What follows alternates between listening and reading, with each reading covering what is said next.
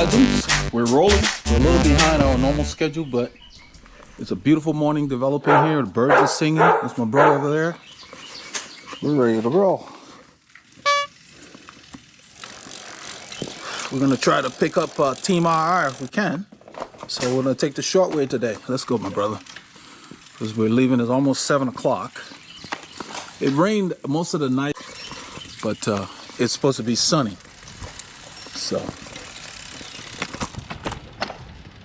it's a misty morning, light fog. So we got our trusty lights going.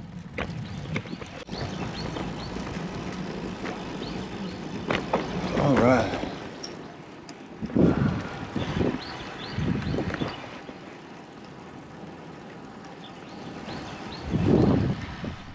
On this ride, Paul and I left Northampton. We rode into the woodlands. We're running a little behind schedule.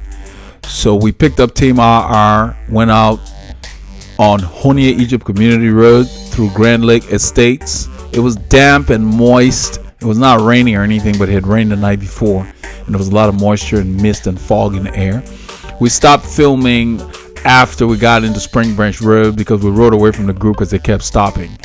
So we decided to go the guerrilla route into the forest on Bethel Road.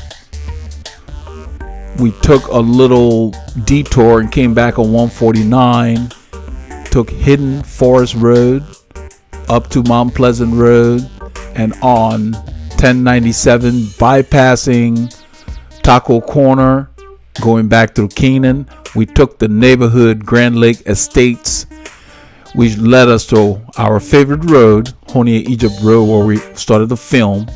And I think you all will enjoy the clips. It was a bit unusual in that the group did a lot of stopping throughout the ride. So hopefully you will enjoy what we got for you.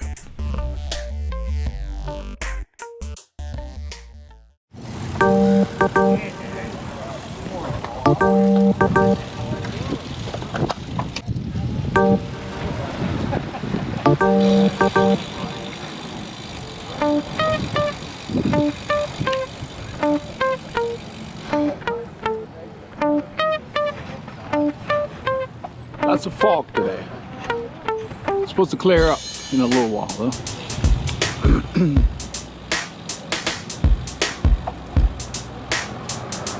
I think we're in Great Britain today. It's the British weather.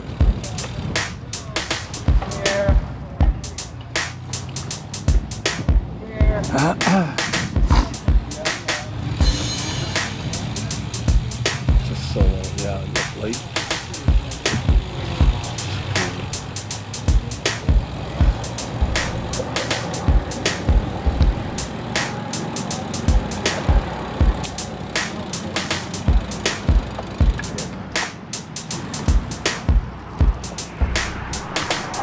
This is Research Forest Boulevard, rolling out of Crust Pizza.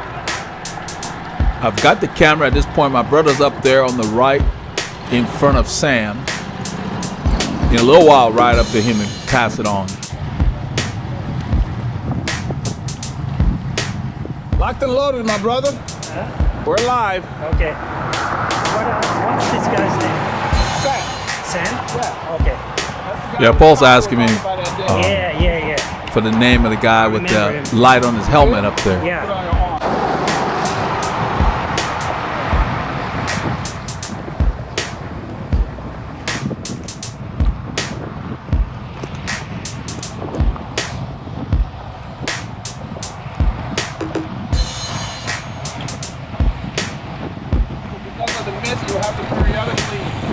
You can see how misty it is. It's all on the lens, and that's why I just told Paul, I said you're gonna have to periodically clean the lens.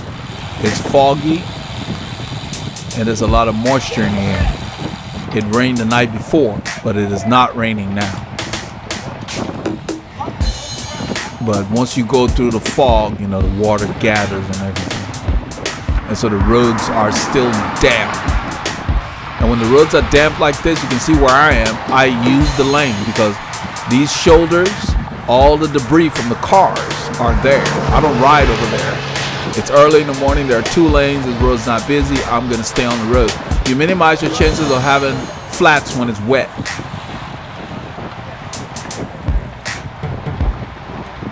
We rode on Sunday also, and it was actually forecasted to rain heavily, and it was still damp. And Bob, one of the guys that rides with us here, he's here today. He's up the road right now. He had a flat because he picked up a piece of glass. And then when he went to use his CO2, the spare tube just basically split at the seam. And so he was stranded. So we came across him because we didn't plan to ride with anybody. We came across him while we were heading out. But his wife was within a few minutes of picking him up. So he said, thanks, but she's almost here. And he said 2 minutes after we left, his wife picked him up. So that was good. So I basically told him about his membership in the Veloharmony.com. He has qualified under rule number 9. It says, and I'm just going to read a part of it. If you are riding in bad weather, you're a badass, period. It says fair weather riding is saved for Sunday afternoons on Boulevard, something like that. I'm paraphrasing.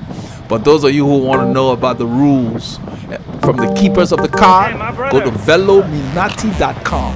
Velominati.com. Yeah, Paul's asking me about a beeping red light that's on this camera. It's hard to see it when it's sunny. I've never seen it. It's always He said he's never noticed it. Not blinking. Yeah, when it's sunny, you don't see it, but it's cloudy. Yeah, it's recording. And that's so what it does. You just never noticed it. I see. Yeah, that's your cue to know that you're in business. That's what we're talking about. Once the screen goes to sleep, Yeah. you can see it better. When it's sunny, Yeah. you can't see that right. I see. So this is the warm-up portion for this group. I mean, they just rolled out of the parking lot. We rode up there. Probably took us about 35 minutes to get there. Yeah. I touched the screen before I The day never warmed up as forecasted. There's Paul with his rear view again. I really like this view. And you will see him get carried away when we get on Honea Egypt. He will forget that he's got this thing in his view and just stays there for quite a while because it's very comfortable the way he does it. It's really cool. So we pass these tips on as far as how we film to the people that do our cycling consult on the website. We walk them through some of the film editing techniques that we're using. There are a lot of people that want to film their private rides. And so I've gotten so many requests that I went ahead and set up that service as part of the cycling consulting. That you have to pay for. inside the camera. Yeah. The camera likes that better. Okay. It's a nice shot here. Makes sense. So it's not hard to come on. Yeah. No more. That little thing that was hanging. Yeah. And you know how the touch screen, we touch it and we want to spot? Right. They improved that in the last update. Okay. That's Sam on the left and that's Dan on the right behind Paul. After I did the update now, touch screen works better. They ended up turning back early. You can see Dan is wearing nothing on his legs, and it ended up going down below 10 Celsius. Right now it's 12 Celsius. It never got warmer than this. It just got colder. So by the time we're done, it was barely maybe 10 or 11 Celsius, something like that. But throughout the ride, it kept going down. And then once we head north, it gets colder. So a lot of guys turned around. You will see the stops. That's where people kind of detoured and came back in. You see how Paul has his shoe covered? I wish I had my covers on because the mist from the fog, it gets your shoe all damp. It's a lot easier to clean when you have the covers. We wore covers on Sunday. So even though it rained on Sunday, it wasn't anything major, just little showers. But we were equipped. The key is to have the right gear. This is what I'm talking about. He sets it in this view and he just forgets it. I guess we're going straight. This is the new lane they added at the corner of Egypt Lane. That's Mo's group coming back there. This is a nice view there. That's Jesus on the back. You see how the group is swelling? That's Mo's group that started from the YMCA. I didn't know they were back there until you would see Jesus come by me. Hey guys! And this is when I found out they were there. Jesus greeted me as he went by. That's Fabian, the white and black over there. And then Mo come by. Christian. No, that's Jerry. That's Jerry right there. That's Dave. Dave patted me on the back. And that's Christian. And then Mo. So Mo slows down. He says, yeah, he told me that he and Paul rode last week when I went out later on Saturday. It was cold in the morning. And I told him, yeah, Paul's crazy. The guy behind Mo is the same guy from many, many rides ago. He still has not gotten his fit done. He's still rocking. The guy in the back here that you're looking at in the light green. He bought a new bike and he just has not gotten it tweaked. I don't know why riders do that. That's like the biggest investment, the best investment you can make.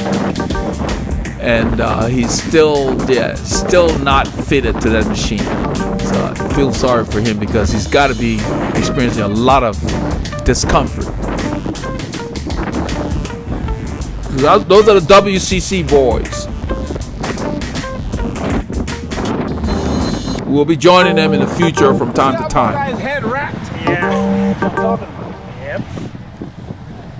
Yep. They leave from a different location. You see, that's the guy that I saw with the... That's more in front of this guy in the orange bike. No, Moore is a former professional bicycle racer from Italy. He was with him. Yeah. So when he was rode with the likes of Francesco Casagrande. The guy who more asked than the new bike.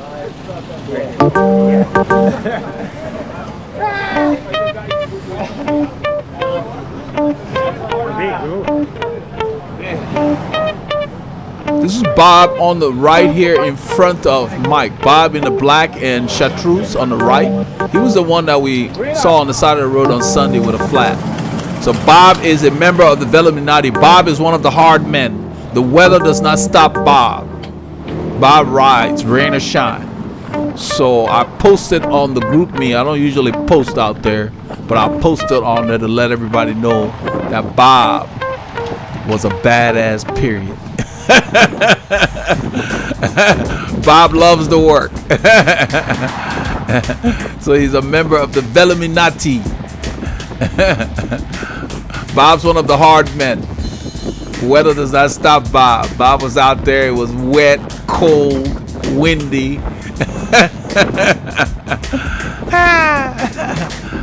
Yeah, so but the flat messed up his ride, so he couldn't really finish.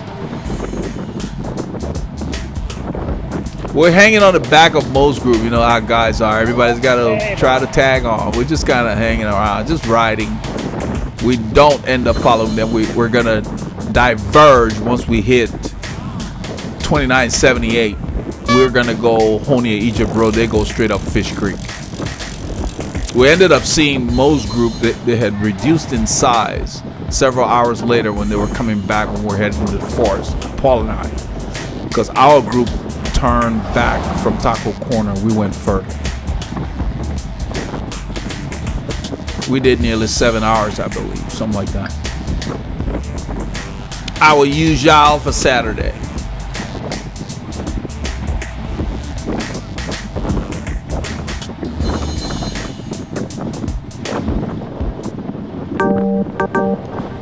Yeah, you can't always get it right. You see, temperature says 11°C. It just kept getting colder as we rode. And it was supposed to be, let's see, 64 Fahrenheit. So like 17, 18 Celsius. It never got that warm. So a lot of guys turned around. Mark is doing that because the road is damp, and when you don't have heavy rains, you have oils on the pavement. So you need to, don't lean your bike. You will see me stick out my knee. Just a little bit there, but more at the next corner you will see it more pronounced. I stick out my knee to keep the bike upright. I'm just riding up to Mike Weingride. Here we go. And then Mark says, "Here we go." No, we're not trying to. I'm just riding up the mic up there. We're not gonna ride with more of them. More of them are taking the corner right there. So when it's damp like this, you need to make sure your bike is not leaning. You need to take a wider line. Watch my knee. That puts the weight on my outside leg. The leg that's down, I put the weight on that. That keeps the bike upright. And you want to slow down. There's no point in you risking a fall. The roads are very slippery when you have light rain or the fog. It's really mist that's got it looking like this. So this is like being in the UK, from what I've read and seen about their weather.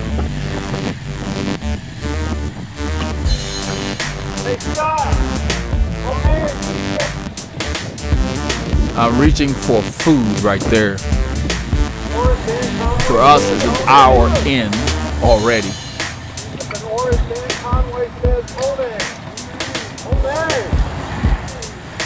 Mark's letting everybody know that we're taking Honea Egypt, that we're not going Fish Creek with those guys. All right, my brother, come on, let's get some ride. So when it's damp like this, take your turns carefully. That's one of the benefits of riding in the rain. You get an appreciation for your bike and how it handles. I think it really improves your handling. With all that slipperiness that you have to deal with. You want to make more gradual turns. This is Honea Egypt Community Road. The WCC boys, and there were I think there was one lady, Sana is there. They went straight. We're going to do Spring Branch Road. It's one of our favorite roads now that they've paved it. It's got a 9% climb there. It's a brutal little wall.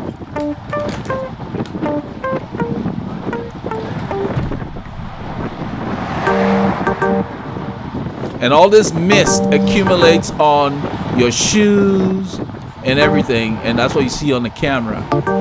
So everything you get light moisture all over everything. And then all the stuff from the road. So your bike gets dirty as if to say you're riding in the rain. There was no reason to put on the mud guards because the forecast said the day would be sunny. Well, the sun barely came out. Everything changed. The wind from the north continued, and the day continued to get colder. We were dressed right. I'm wearing the Aero jersey, Pro Team Aero jersey with a base layer, and I've got a cycling cap under that helmet. If the weather had been forecasted more correctly, I would have probably covered my shoes and worn some knee warmers. But other than that, I was fine. Once your legs are moving, it's not too bad. It'd have to get below 40 for me to really feel very cold in the legs.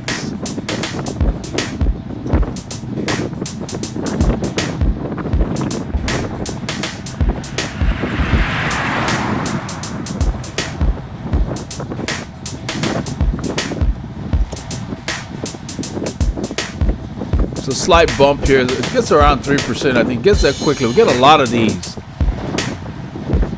And you have to ride them in the proper gear, otherwise it adds up.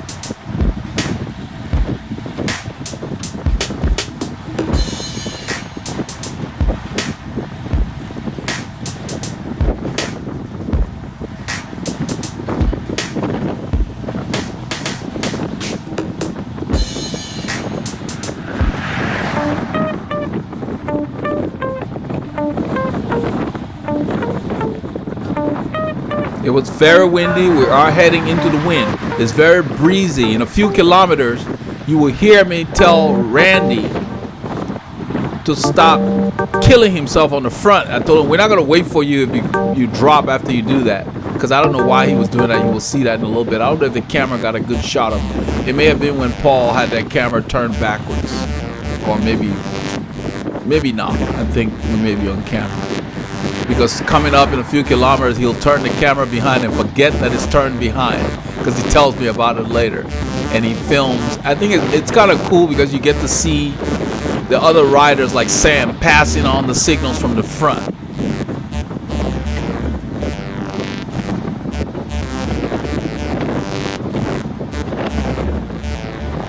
We've got the wind dubbed down, but it's louder. It was louder than that. We're heading directly into the wind.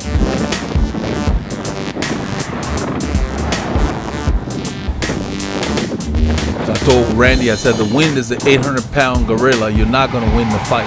I think this is where Paul turns it around, and he's going to keep it here for a while. So that's Sam, and that's Bob back there, our new Veloharmony member. That's Scott in the back behind Bob. Bob has improved tremendously. Bob has continued to ride. He's got his own little program that he does, but he's ridden consistently and he has gotten better. Because Bob used to get dropped during the warm-up about a year or so ago. So he's committed.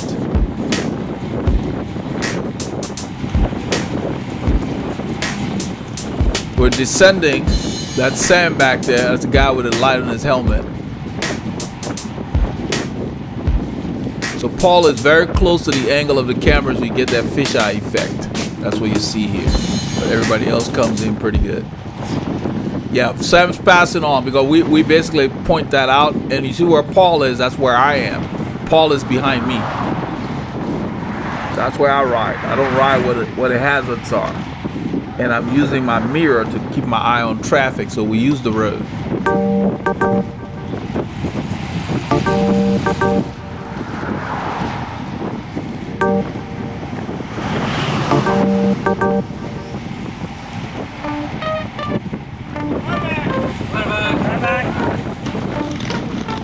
This is where they graded the road. We're in a curve.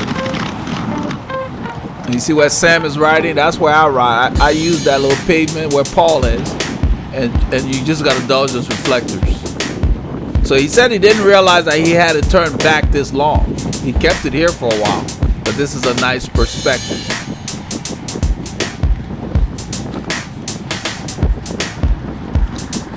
If you notice, Paul's cadence is remarkably faster than Sam's.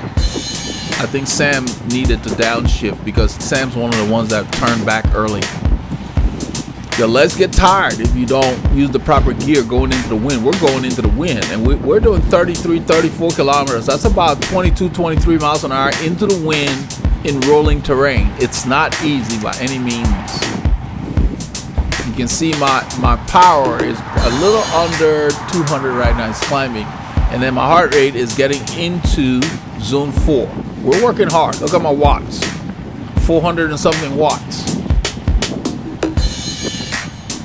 It's going to vary as the road levels off, but going into the wind, you work hard.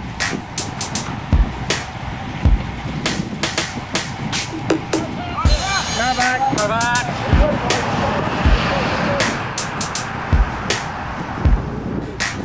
I think this is where Paul realized that he'd been filming the back the whole time. And he flipped the camera around. That's Mike Weingraf who just pulled off the front.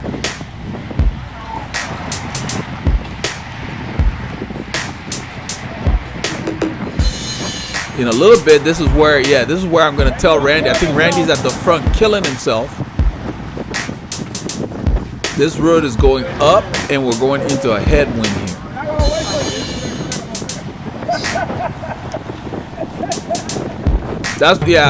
You didn't get that very legibly. I told him, I said, we're not going to wait for you if you keep that up. He heard me. He pulled off the front because he's done this before.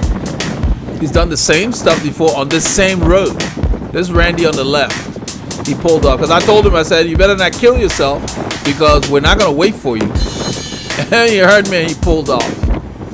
He's done the very same thing on this same road in the past, and we have it on film as well. It's like, what are you killing yourself for? You got plenty of people here to pull. This is just the beginning of the ride. For them, they've been riding maybe 15 minutes, if that. You can't spend all your energy in 15 minutes. into the ride.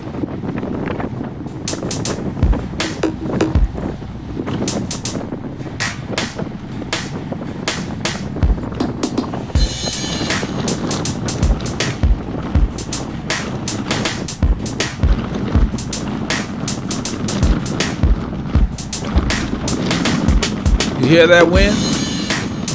We fought that the entire morning heading out north.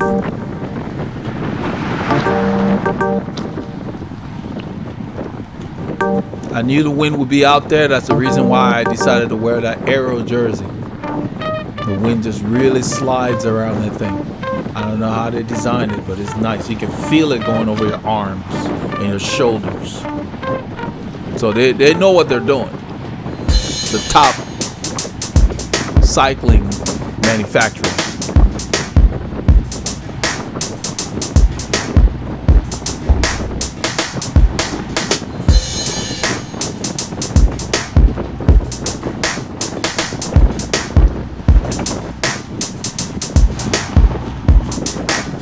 So 370 watts. We're doing 33 kilometers an hour. That's because the road is a slight gradient, but mostly because of the wind.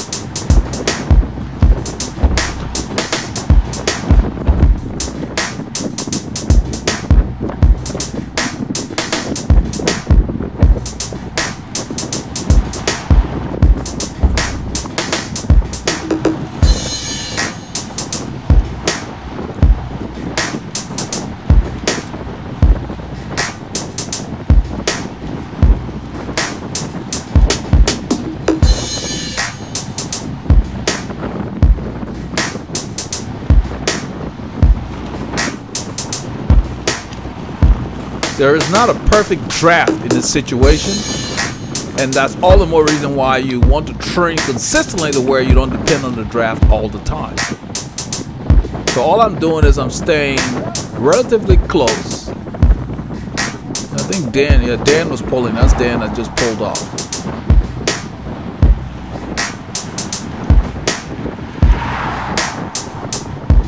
I think Mark is pulling now.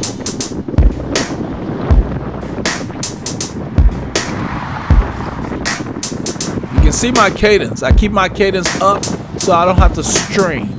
I can react to changes in the speed.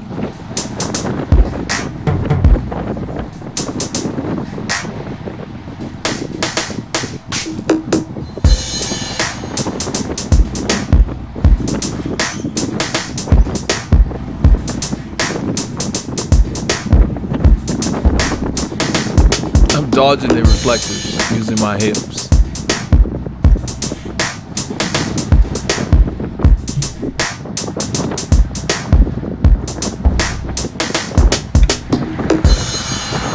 We're going to be turning left into the Grand Lake Estates.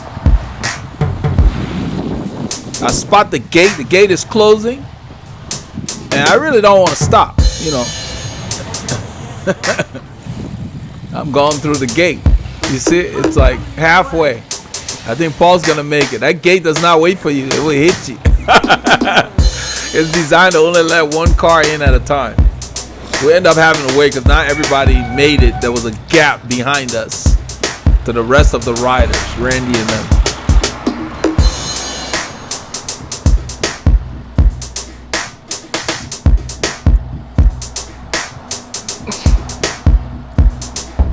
So this is the first hiatus now. We're waiting around, you know, waiting for riders. The riders who were pulling into the wind, killing themselves.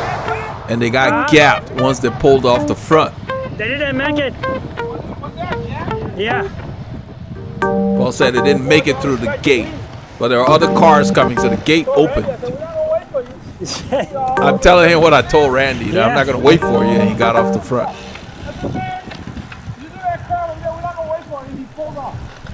And there was a gap. Paul said there was a gap between the group. The group had split on that road. Yeah, that's why I said we're not gonna wait for you. You keep that up. I told him, I said, don't kill yourself on the front. He was riding so hard that he was weaving. You couldn't see it, but he was weaving. He was just digging really deep early in the ride. You could tell. It's riding over his head. As I just told him. So we turn in this little cove here to let them catch up. Yeah, I see. And they're right there. I didn't want to stop. Yeah, I just keep riding. I was just trying to get them. Yeah. Oh, okay.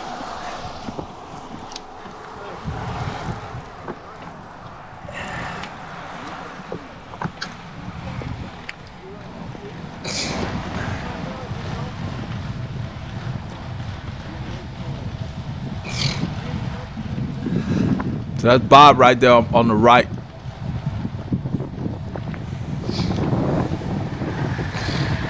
And Bob's one of the guys who doesn't like to be waiting around. You will see later, we get on Spring Branch Road and Bob's like, he just wants to keep going. I told him, well, let's ride. You will see that.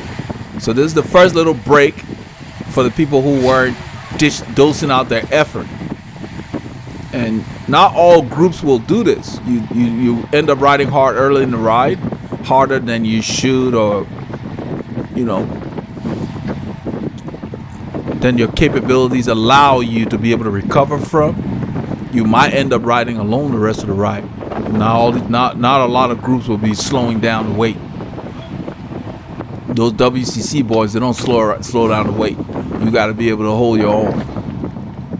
They're split up into different groups where you get A, B, C, and so forth, and then they meet at the prearranged stops. But they don't do this slowing down stuff.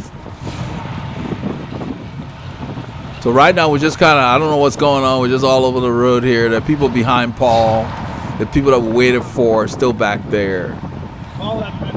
And we're just kind of riding. And I'm watching. Mark is at the front, and he and Bob are riding fast. Well, faster than I am. But I don't pick up my pace because I'm not sure what they're doing. Because I don't know if we're going to ride together as a group or not. So I'm just sitting there watching. And they'll do that for a while, then they'll slow down and everybody catches up to them. So it just seems to be a lot of disorganized effort at this point. And that happens in groups. Every group is different. So that's the thing. You got to make sure that you stick with them when they meet your need. When they don't, you roll on. You'll see that in a little while. All we know is we're doing at least 6 hours. I'm trying to get to the trash can, but it's on the wrong side of the road. And so I just go ahead and pass. And then I catch another trash can later. I don't know if it's even in camera view. What I do is I use, these guys have garbage pickup on Saturdays in this subdivision. So when I use a gel, I keep the wrapper in my pocket sometimes.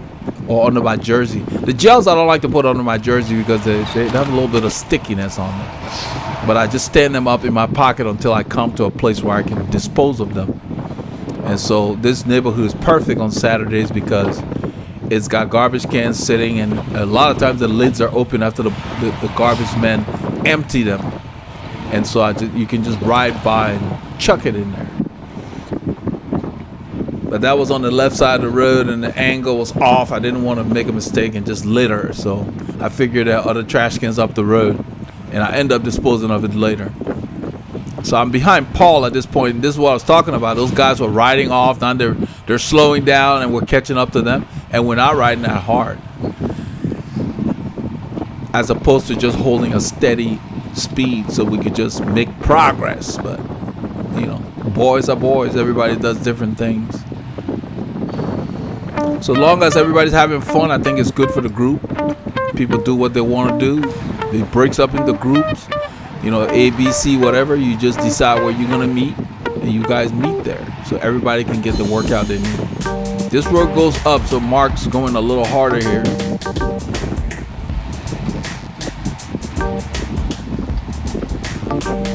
That's why we like to come through here. It's quiet and it's challenging. It's up and down. Look in the distance. You can see that road going between the trees. It's up. Almost 4.5%, 5%. You do enough of those 5% climbs, yeah, it adds up.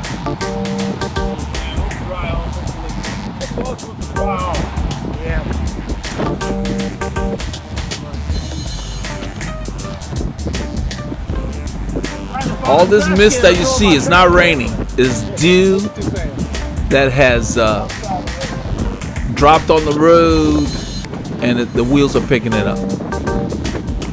So even when we ride behind these guys, they're spraying us. So what we do is we stay to one side or the other. I don't ride directly behind anyone because the road has a lot of moisture. We didn't expect it to have this much fog because, of course, that wasn't in the forecast. It wasn't supposed to last as long as it did. Look at the sky, gray. And we're going into the wind. It's cold and gray. See, it's just stuck at 11 Celsius. It was supposed to be 18. So right now, 11 is like 51 Fahrenheit, something like that, if that. It was supposed to be 63, 64 Fahrenheit. 17, 18 Celsius. So significant difference the entire day. So the day just stayed colder than expected. But fortunately, the garments that we had was perfect. So, you know, it worked out. There were a few other pieces I wish I had, but, you know, it wasn't too bad. Sometimes the weather just throws you a curve. This is the hill that we saw in the distance back there.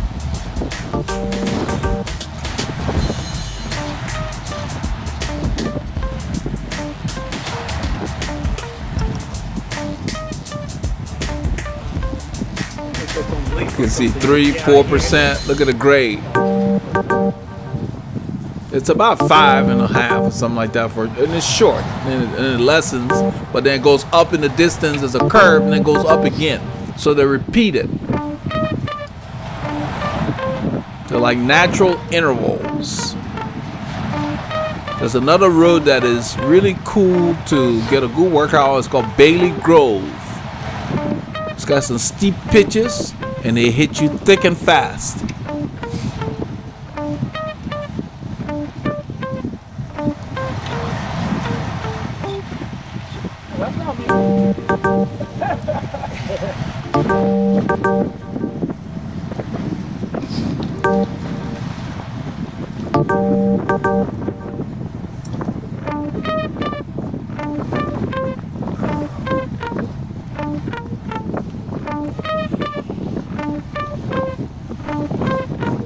You should always pay attention to how your legs feel. I know we've got about 4 hours or so to ride. Everybody's doing different things, so you can't go chasing everybody. Some of these guys turn back from, you know, after an hour or so to head back. So don't chase that guy who's not going to do the same amount of distance you're doing, so you don't burn your legs. Unless it feels comfortable for you. Not sure what I'm looking at down there. I've got my little Bethune mirror. You see how cool that is? It is so small. I have fallen in love with it. I got that thing set, I mean, precisely the way I like it. It is perfect. I love the form factor and the function. You see how I took that curve? Slowly, kept the bike straight. Now look, there's like a timeout here. I didn't know what they were doing. I just kept riding. I'm like, I'm just gonna keep my legs turning. I'm doing 21 kilometers an hour. Was that 15 miles an hour maybe? Or 14, 15? I mean, I don't know what happened. It's like they just turned off the power there. So I don't know what was going on. This is like the second little hiatus. I'm like, okay. Paul's riding through, coming up to me. They turned the curve and just took a break after those climbs. So I don't know. So I'm just kind of soft pedaling up the road, you know, about 15 miles an hour.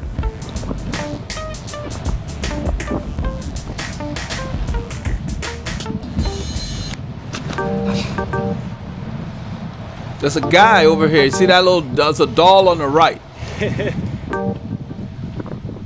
He's holding a beer in his hand. And I guess it's because it's Christmas, wearing a robe. It's like a mannequin somebody put in their front yard. At first you think it's a person, and then you have to look closely and realize that nope. So I just kept pedaling just to make sure that we don't just stop. Because I think Mark turned off the power to wait for Randy and some of the other guys who were back there.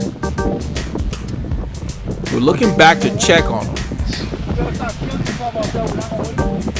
Because when I ride alone, I don't stop. When Paul and I ride, we don't stop. We only stop when it's necessary for a health break or to pick up something like fluids from a store, you know, some electrolytes, or we like the brisk iced tea. We stop, load our bottles, and head out. We don't hang around because the elapsed time matters. If you train for, say, 10 hours and you spend 2 hours the whole week messing around, then you only train for 8 hours, but you use 10 hours of your time. So we try to avoid a lot of wasted time. If I'm training 10 hours the whole week, I want to ride for 956 of it, if possible. It's not possible. I'm just using that as an example.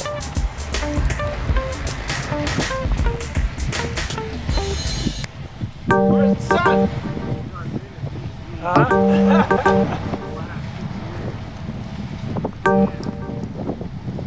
The wind was whipping. Dan came by. It was off camera. I think this is probably where it happened. He asked me, he said, "Are we being paid for this? Because we're riding is wet because of the dampness of the fog, and it's windy and it's cold." And I just laughed. Look at the temperature. It went to 10. When we started, it was like 12 or more, and it went down to 10 C, and it just stayed cold. So you have to dress properly.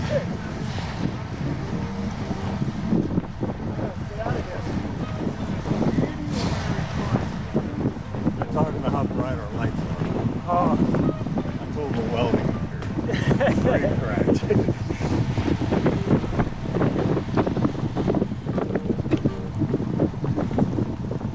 We're going to be hitting that gate once again, and I think this time, I don't know if it's on camera, but Mike ends up climbing the fence because there's no car there. This is probably where Dan was asking me whether we're paid for this, because we're going into the wind, and you know. I wish there was somebody by me. Probably Dan, you can see it. This jersey I'm wearing does not flinch in the wind. It's so form-fitting. Where the rest of the guys, you can see the little ripples in their jersey. Like Mike right there. You can see the little ripples. All of that, that's drag.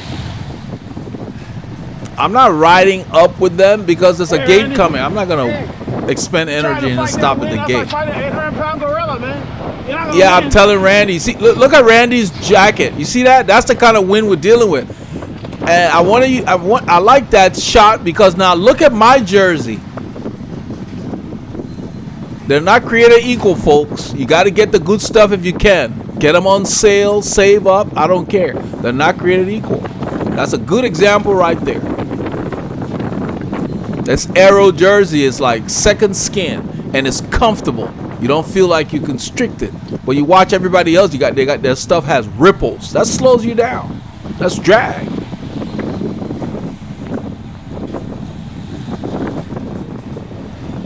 I love the Aero jerseys. So whenever they have their sales, I'm all over it like a rash. I love when I get the outfit right. That's what we're talking about. I just told Paul, I said it's nice when you get the outfit right. You see Randy's jacket? Look at it billowing in the wind. That's what I'm talking about. That slows you down, folks. That's what we're dealing with. We're riding in the same condition, and when you see me, you see nothing. When you look at him, look at that. This is the kind of wind we're dealing with. It is pounding us. That's why these guys are all over the road. It's tough. But we really should be tighter than this in these conditions, all the more so. So we're not really riding it very well.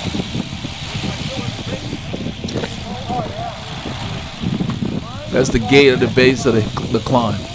So the Aero jersey is very misleading in the wind. It does not move. It does its job. It is designed, and they got those little things, the honeycomb stuff in the back of the arms that let the wind flow undisturbed in the back of your arm. But it was good to see that. That's a good shot. I'm glad Randy was in that position. You can see.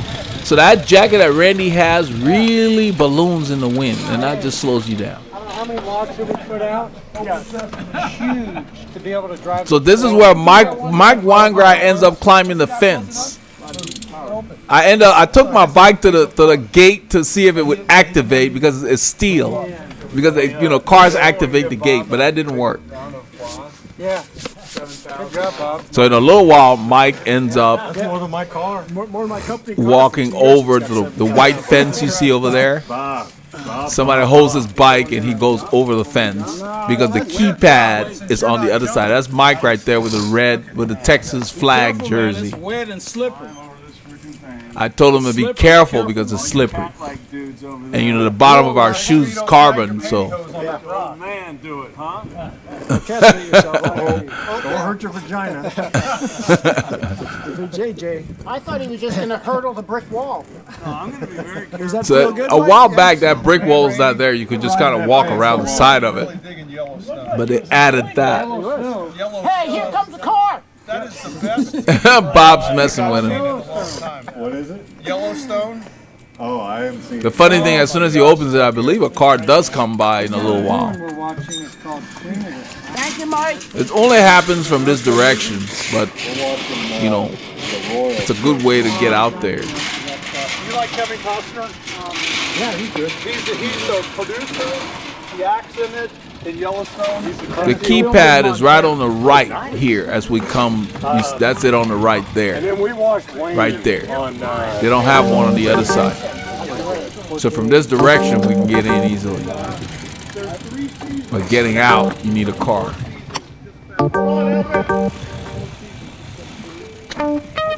I think Mark called out to me to hold on. I wasn't really riding away. I'm just kind of, you can see 11 kilometers an hour. I'm just soft pedaling. I don't know what the delay is. Time to go. Oh, yeah. Hey, there. You can see this little thing is 5%, 6%. It kicks quickly. I'm up there. I'm ready to go. Let's go. Let's ride.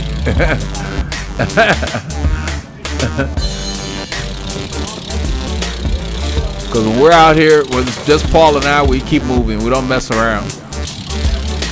I'm not sure what they're doing here or what the slowdown is. That's the thing about groups.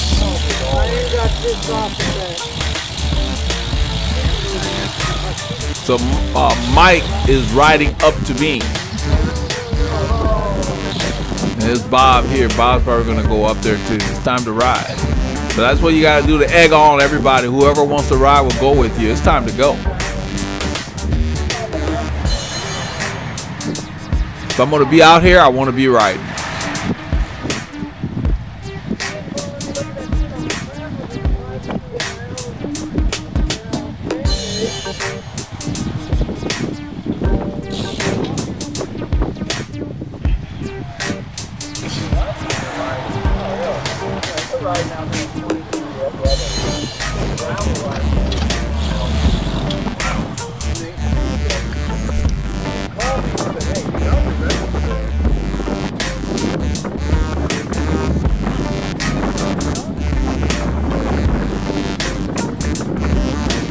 If you hang back too much, you end up working to get back up. So we're riding. You see my cadence? The effort is up.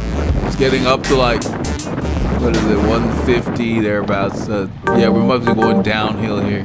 But you see the wind is in our face the whole time. We're heading north. We're heading northwesterly right now.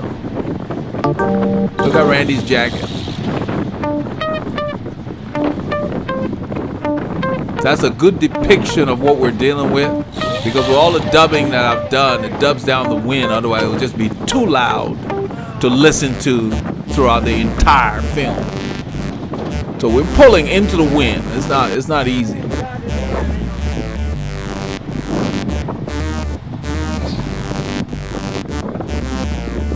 I think it was blowing. When we got back to the house, we're in the courtyard, and the wind was blowing so much you could hear it before you felt it. You see how the wind is getting inside his jacket? That slows you down even more. He probably should zip up the front. But he's working really hard here.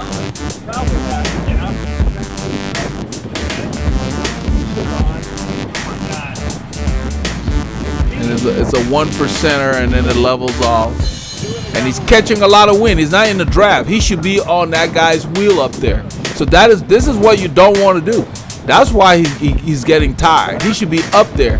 Because right here, he might as well be riding solo. And Paulie Longa rides around him because he's not going to be able to close that gap. So Randy worked so hard back there that he couldn't close this gap up to us up here. So you can't let gaps open, especially in the wind. That wind was pounding him. He couldn't, there's no way he could get up to us.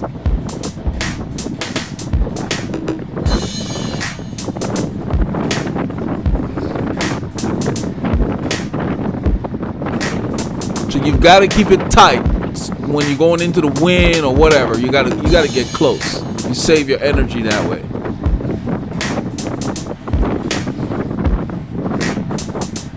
You need to be about a foot away from the rider in front of you to really maximize the draft. If you're comfortable with people, you get even closer. When we're going really fast, and let's say there's a little split or something, I'm a few inches off the rider's wheels. I get tighter.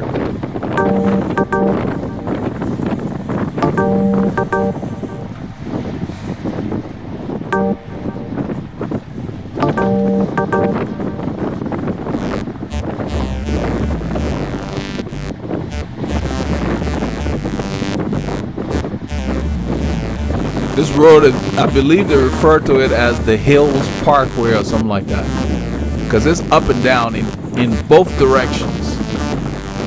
It's a beautiful road. And all the dogs on this stretch are fenced. They run inside the fence to race you, but they can't come outside. So that's kind of cool. So it goes down for a bit, then we'll kick up as we get towards Keenan Cutoff.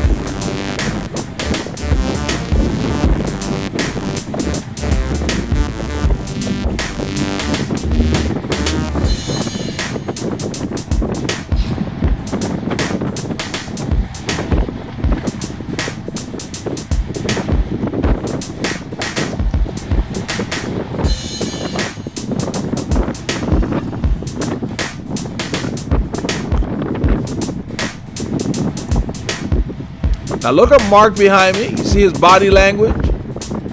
He's really putting a lot of force in the pedals.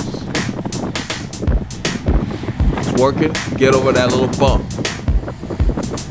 You have to do what you have to do to hang with the group. And Mark likes to do most of his work when the road goes uphill. That's what I've noticed. We're going to be turning left up here. And at this corner, people start to decide, do they want to continue? Are they going to go back? And all of that. That's another slowdown. And I'm just ready to keep riding.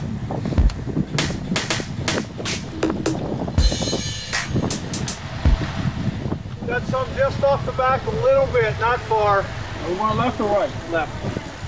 So it's Randy and them are back off the back. Paul went around Randy back there in the wind. Randy had worked in the wind for so long and could never close that gap, and he had nothing left to hang on the wheels that were near him. This is a Keenan Cutoff Road. We're going to go left. This will take us to Spring Branch Road. As we turn, then Mark says, I think that somebody said they're going to go back. I think it was Sam. Who's going back? No, somebody's going back. I think I heard Sam say he was going back, and you know, Bob's ready to ride. He's already up the road. I'm ready to ride. You know, so we start to go, and then Mark. I think Mark stops. Mark stops because he wants to go back and make sure everybody's okay. So Paul goes around him. So we ended up turning off the camera in a little bit because they were back there for a while.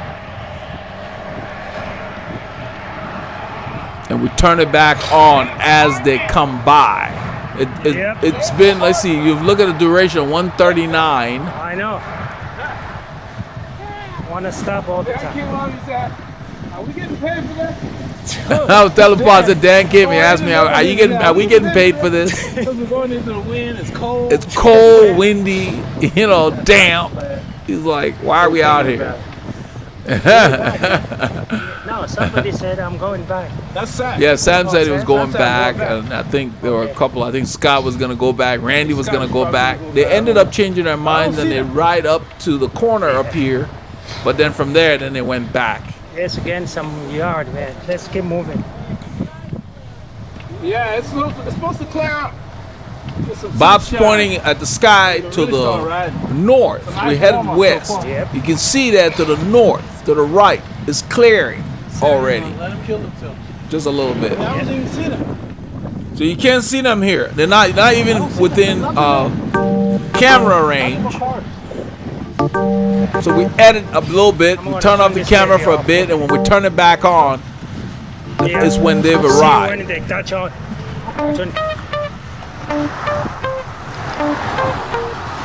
I'll just let it roll then. Go ahead and turn it off. They're way back. I don't even see them. It's like they stopped. Right here. This is when they've shown up. You can see they just came by. We're waiting, and they came by, and so we're headed towards. And it was like 6 minutes later, because it's like 1:39, 1:40. So let's say 7 minutes. 7 minutes passed before they came by. So we had turned off the camera and we just turned it back on as they came by. So we're riding up to them because they came by and they went ahead of us. And we're sitting on the tail of the group. So that was another 7 minutes that we would have been stationary. So I'd much rather be spinning.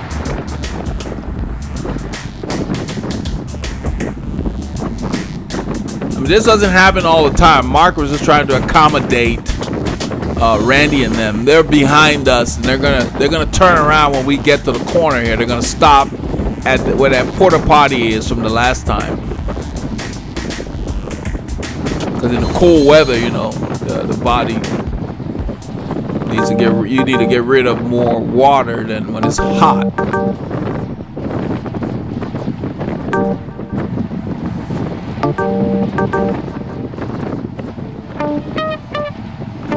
This road is slightly downhill. It's sheltered.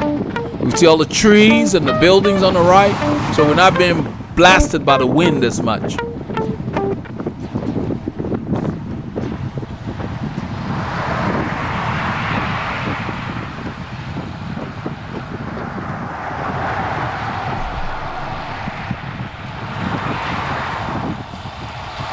So right here, they start to slow down. I'm not sure what they're doing.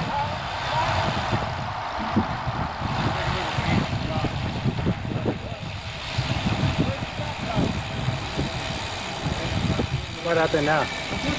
Paul said, what happened now? So they're gonna turn in. I think they had decided to turn in there because this is the thing that Randy's company builds those canopies. That's a Chevron gas station that's coming there. His company builds those canopies. So they stop in here, and from here, Randy and Dan, they go back. Here for a second. I'm going to see if Randy or Scott's going with us. So I'm gonna speed it up here because we were there for quite a few minutes, probably 6 minutes. And those things add up. You stop here 5 minutes, 10 minutes. Before you know it, you've wasted 20 minutes of the ride stopping when you could have ridden, you know. So at this point here, I clip in, Bob clips in, see Bob over there clipped in. I'm across the road already. I'm ready to go. No, come on, let's go. Randy, you're not golfing today. As long as they just Rain tomorrow, you can't ride tomorrow. You might as well get it in today.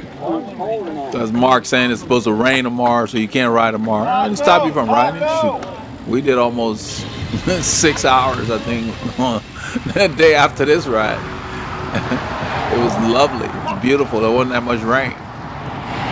The threat of rain caused people to not ride. If you have the right equipment, you can ride in the rain.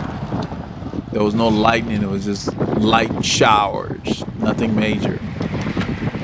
A lot of the route was dry on Sunday.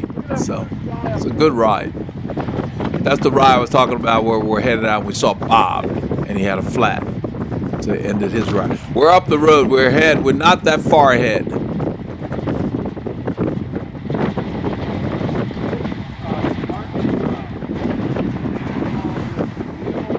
So even though this road is busy, Paul also has a mirror on his bike. You see Mike up there has a mirror on his bar end mirror as well. One of those with the plastic insert.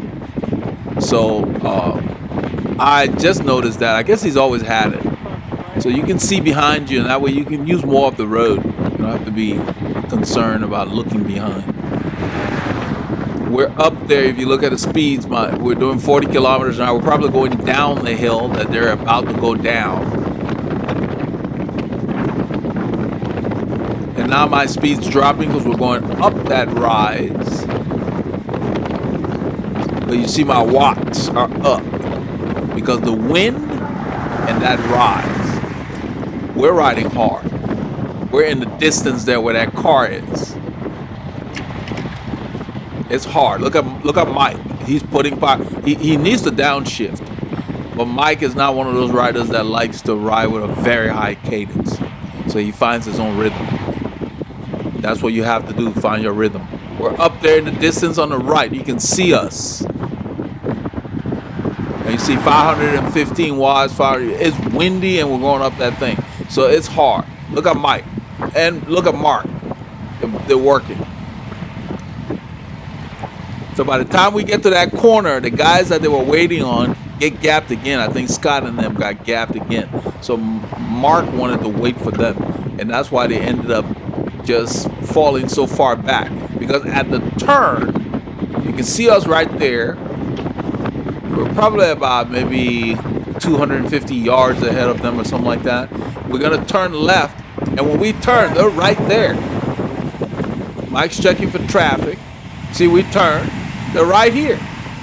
So we're pretty much turning together.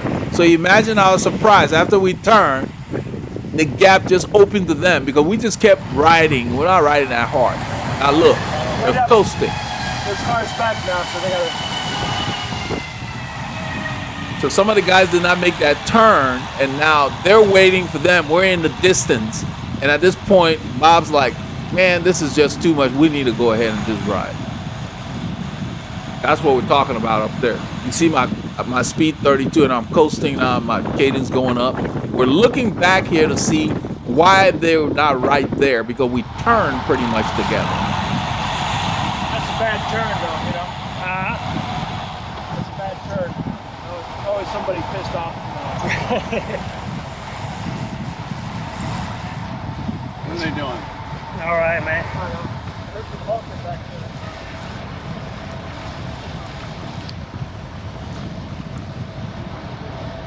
So this is where I see Paul riding up to us because we noticed that they had fallen far back. They were waiting. They're waiting for probably somebody, whoever didn't make that turn with them. I see Paul and I tell Bob, Paul's coming up. When he gets here, we're on. Let's just go. I said, we got to ride. We got to get a workout. Too many stops.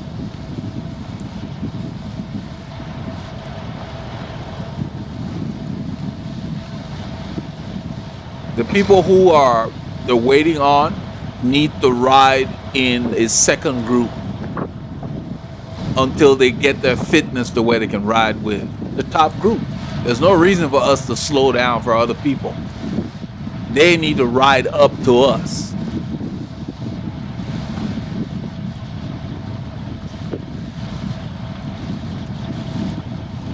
Because these are the same people that are waiting on that were pulling into the wind 5 minutes into the ride. The very people who don't have the fitness want to go to the front to pull.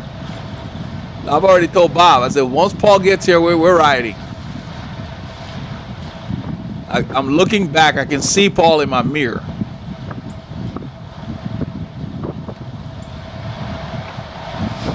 Now look back, they're still far away. He's here. Yep. All right, Bob.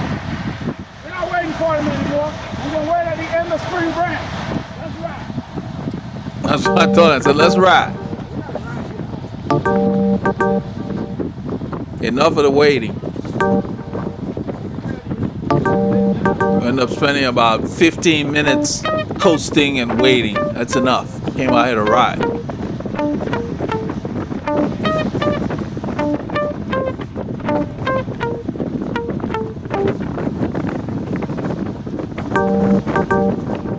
Plus, this road is too beautiful to come sit around and coast.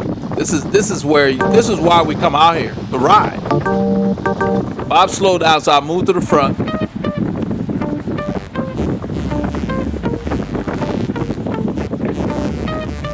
It's time to get a workout.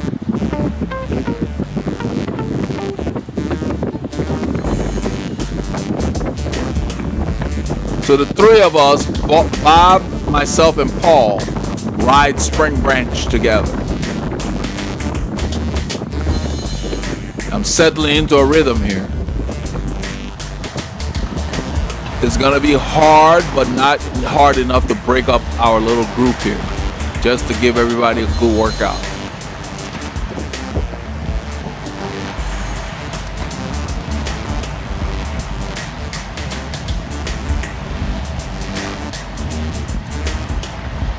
The wind is coming from the right mostly now because we're headed somewhat westerly.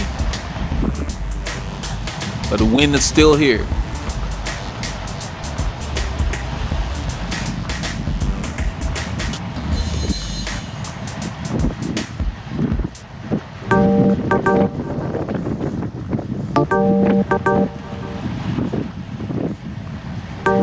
Look at this road, beautiful. And most of the time you get a car every now and then.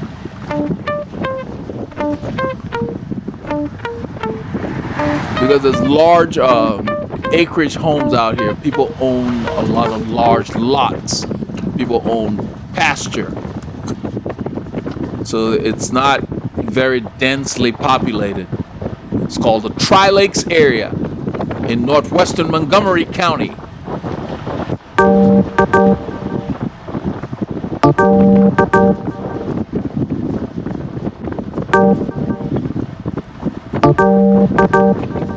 Look at that road. Look how beautiful that is, going through the trees. This is not where you want to mess around. We're here to ride. So we decided to just pour it on. And you can see right here where the pavement changes. This is the new piece that they added. And in that curve up ahead, that's a 9.5% climb. It gets there in a hurry. So this is getting to be one of our most favorite roads in this direction. I think it's harder in this direction. Paul's trying to shift. That's why the camera, he's trying to probably go to the small chain ring. Because right here, this thing bites. Just look at the grade. It's going to keep going up. 7, 8. It gets to about 9 point something. And you hear me tell them this is where it kicks.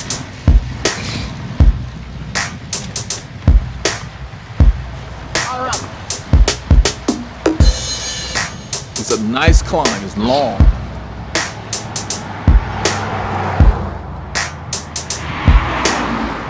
So you can't blow your wad on that one because after you do that one, you see the climb in the distance, it continues for the next probably 10 kilometers.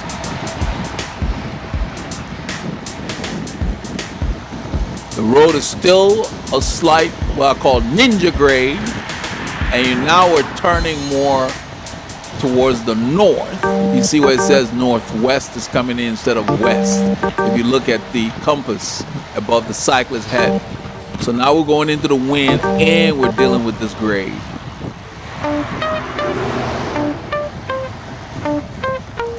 And if you notice, my cadence stayed in the same range.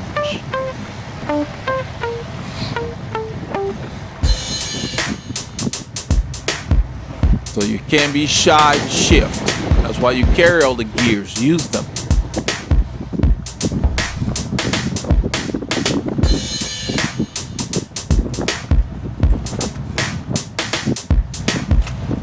I just downshifted there.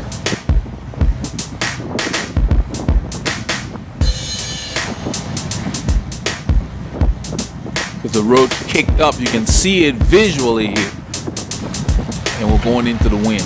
We're going directly north now. That thing's blowing.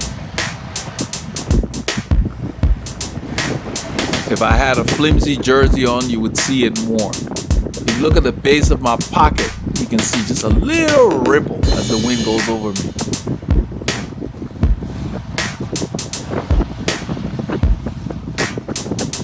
The base of the center pocket.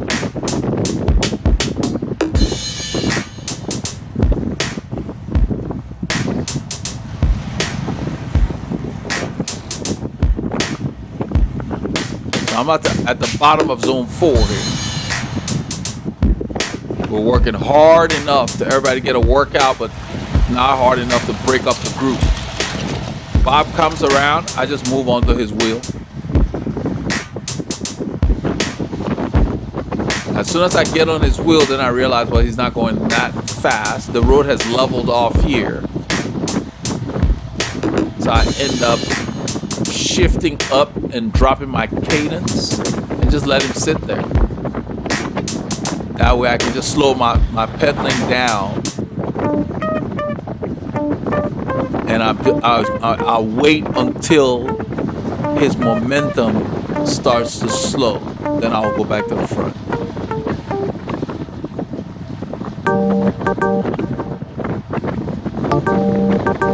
And make sure when you do something like that, like him coming to the front, when you do something like that, make sure you got something in the tank, because off camera, after he did this, when we hit 105, there was a move bait and he couldn't go with the move. So you got to make sure that you got something left. Because right here, really, you can see I'm just soft pedaling. We're going downhill.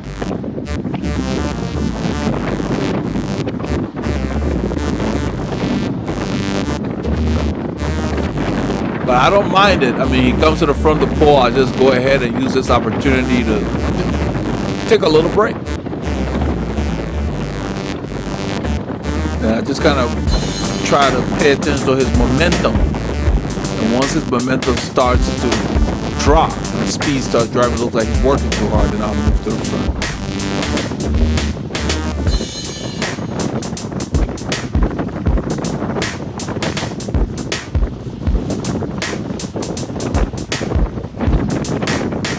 Right there. He was slowing down too much, so I just moved to the front, but I moved to the front gently to give him a wheel. And I think Paul comes with me, so he ends up going behind Paul. Because it's harder than he figured. He was back there with, sheltered from the wind. And it may seem easy, but this road going into the wind, yeah, you look in the distance, it goes up and it goes to the right. It's a beautiful road, and it just was quiet. Look at it. I mean, this is just lovely. And it's always like this. There's no industry out here.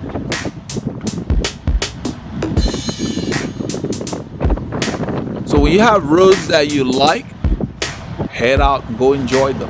That's what we do. We have favorite roads that we go to.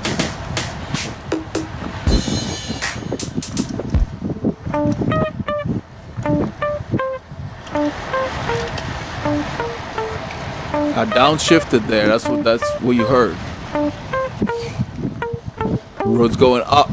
You can see it visually. If you look at the grade, it says 2%. Probably gets to about 4. You downshift and you kick up your cadence to keep the effort about the same, but then you're saving your legs.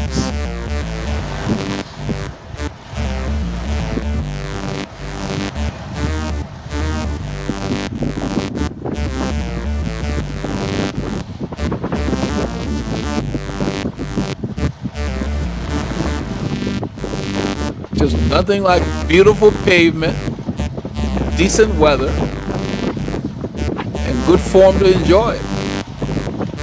Look at my heart. I didn't realize my heart rate got up to 170 there, but it was like I was just focused on keeping the tempo the same. All I'm doing is working the gears.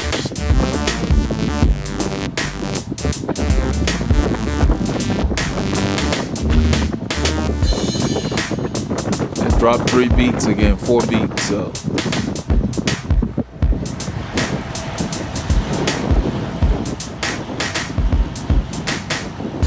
You notice I moved over to the left a little bit. I sensed that. I guess I must have seen Paul on my right. And so what Paul is doing is trying to take shelter. The wind must be coming a little more from the left than directly in front.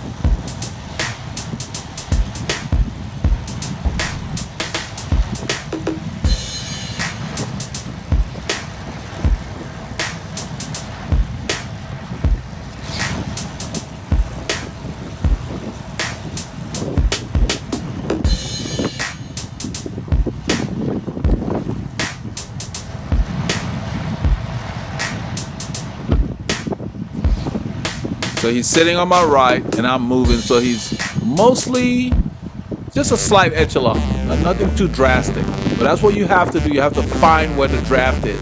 Because on a blustery day like today, wind swirling around, it's not in one spot. It can change.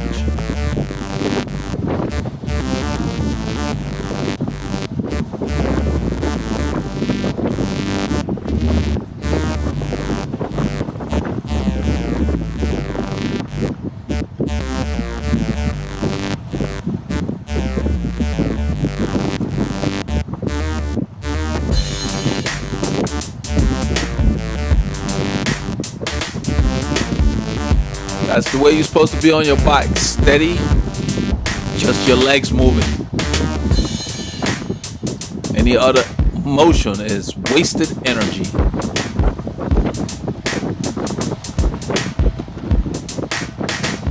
I'm setting up like that just to give Paul a better draft. But we've got a long day. We got 5 more hours in the saddle. I didn't want you to work too hard here. We have bigger fish to fry.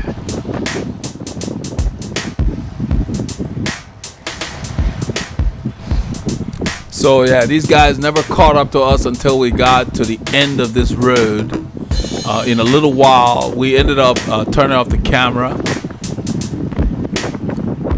towards the end of the stretch of this road.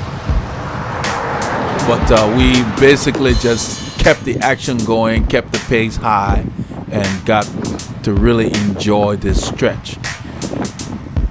At this point in the ride here, we're on Honea Egypt Road, headed south.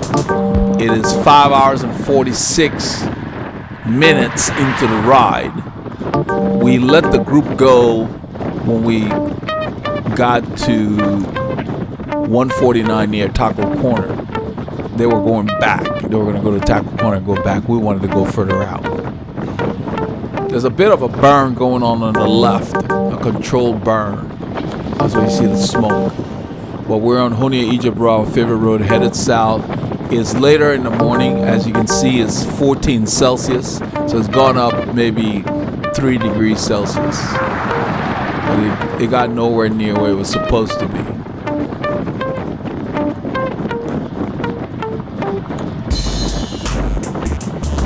We don't have a perfect tailwind by any means.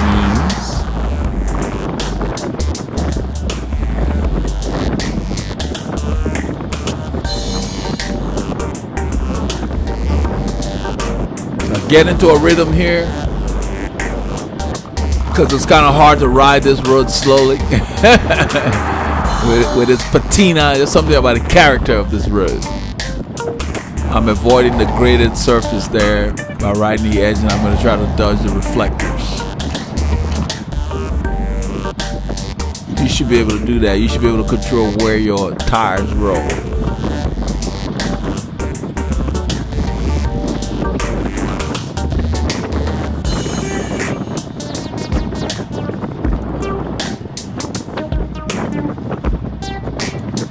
By keeping my cadence up here as the wind shifts and the terrain shifts, I don't bog down.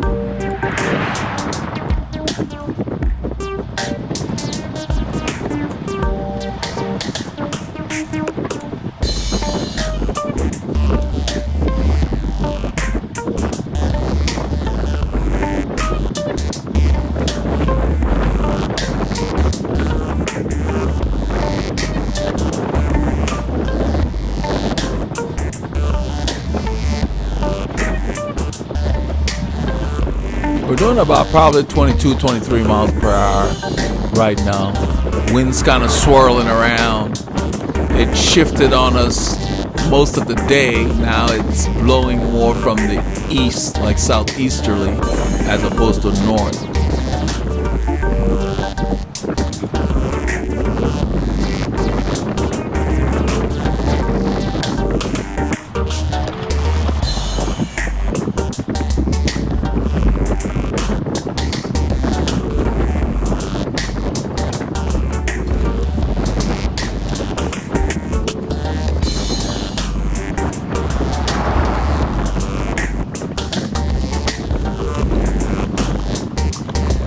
The unusual thing about this road today was that as late as it was in the day here, it's like 12:42 p.m., there were very few cars passing us on this stretch. So we really enjoyed it.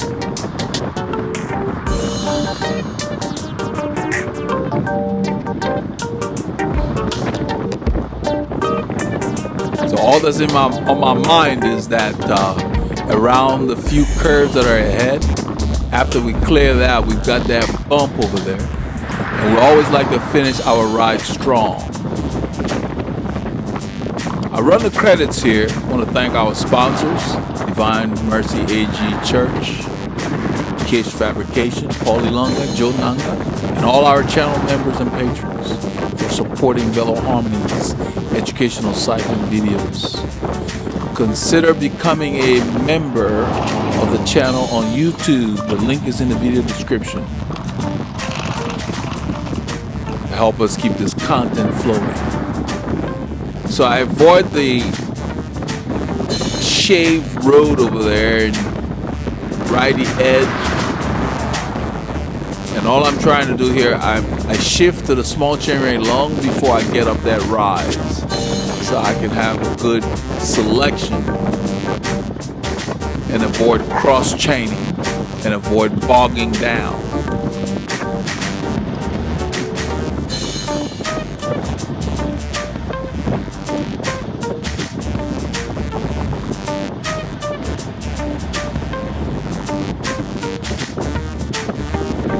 Beautiful road. Look at that hill.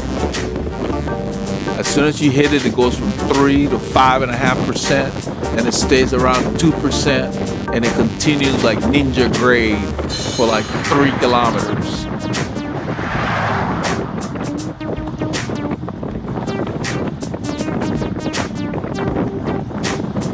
This is where we enter the climb. If you look at the grade, it already says 2.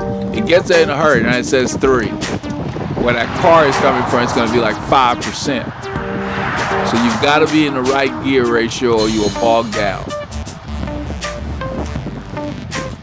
And it says 4, it's about 5. Yep.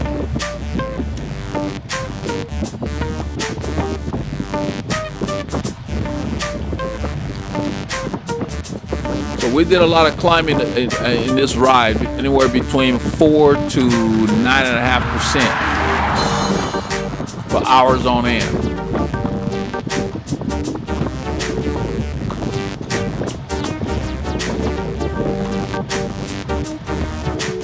And the entire time we're riding here, I'm looking at that mirror. I glance at the mirror just to see what's coming. It was just nice. It was clear back there.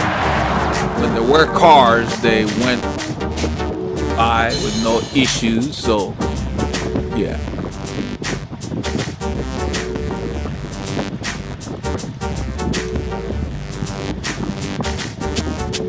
I'm still in a smaller ratio than I normally climb this, because the rhythm just felt good.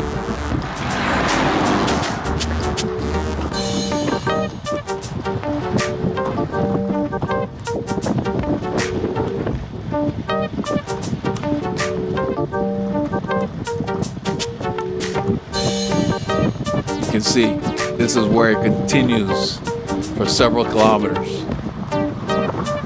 And it says 2%. It's about 1.5 to 2.5. It just stays there. So once you're done with that bump, if you didn't save your leg, you will feel it. You will crawl home and you mess with this road here.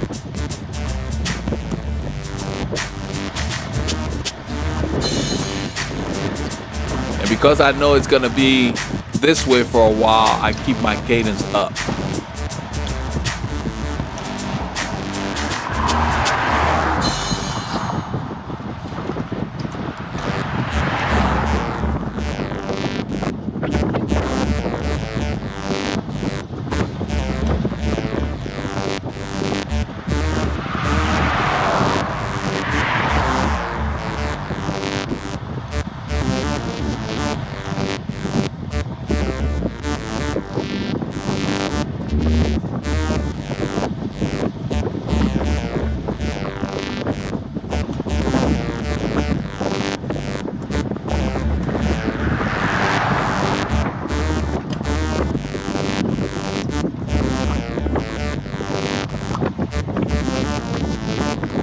Just wanted you to focus more on how my tempo was even on that stretch. I just kind of let the music guide that. And that's the way you have to ride. You have to keep your cadence in the range that's comfortable for you, to where you're not bogged down on one end or over revving on the other end. Use your gears appropriately.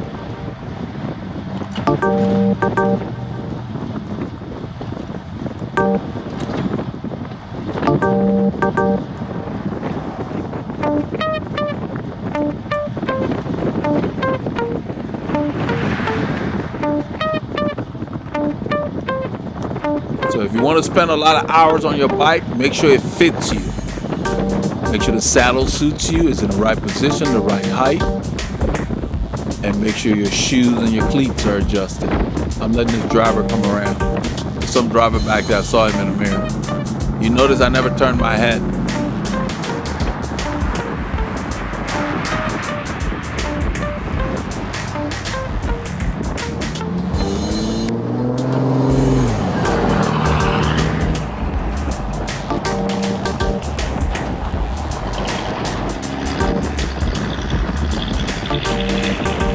Once again, I took the whole lane because the mirror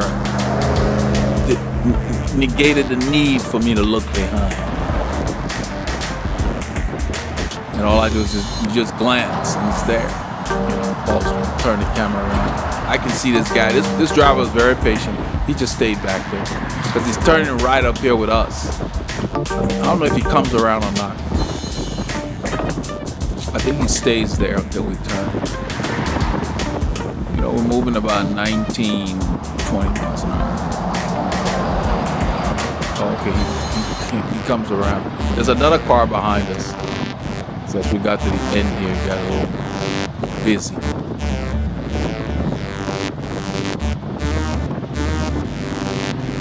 So as we turn,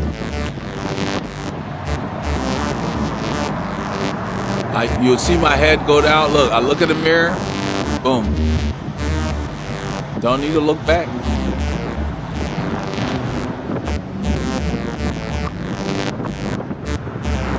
I looked at the mirror, moved over, plenty of stuff.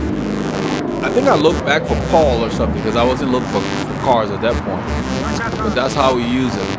So he's telling me about that car coming to the left, but I saw him. He didn't want me to. I never cut corners that much, so I think that's why he was letting me know. So this is what we did on Saturday. Got some clips for you all. I think Paul's gonna film some deer over here that's hanging out in these people's yard where that stop sign is. I don't know if you get to see it much. By the time we get there, they start to take off. There they are. They look like dogs on the camera, but they're not. They're deer. So keep getting your K's in and let nothing stop you. Good wrap up. Yeah, That's good. this is it.